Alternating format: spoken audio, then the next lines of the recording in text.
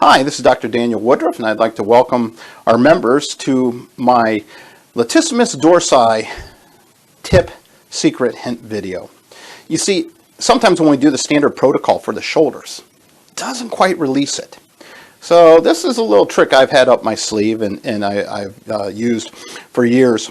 And what it does is it helps to release the latissimus dorsi muscle. Let me show you what I mean. The latissimus dorsi muscle, the main body of it is going to be here in the low back.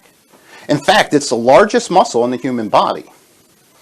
Now, there is, from the body, it goes up and inserts to the bottom of the shoulder blade, and it comes up and goes past the arm and hooks onto the inside.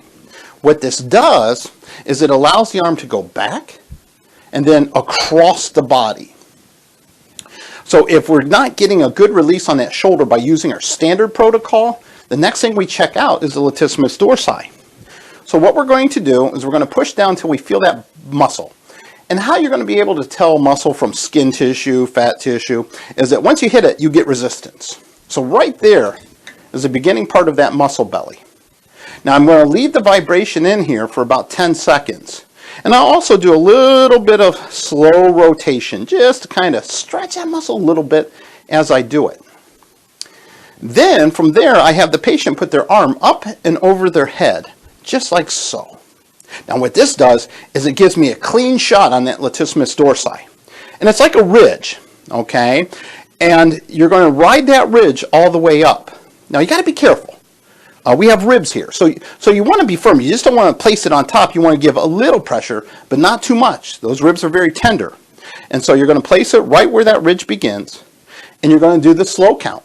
Usually I work a 5 on my slow count, and we just work it up along that ridge.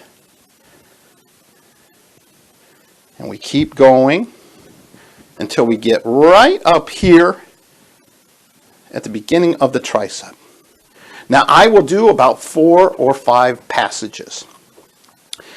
If we test it and I still don't get that release on the shoulder, I'll do the process again. Sometimes it takes twice. This is a very large muscle. So a lot of times we need to do a lot of vibration to stimulate those proprioceptive nerves. This is a technique that I use especially when the patient will tell me that they have low back pain along with shoulder stiffness.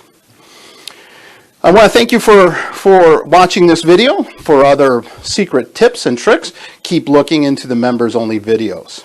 You have a good day.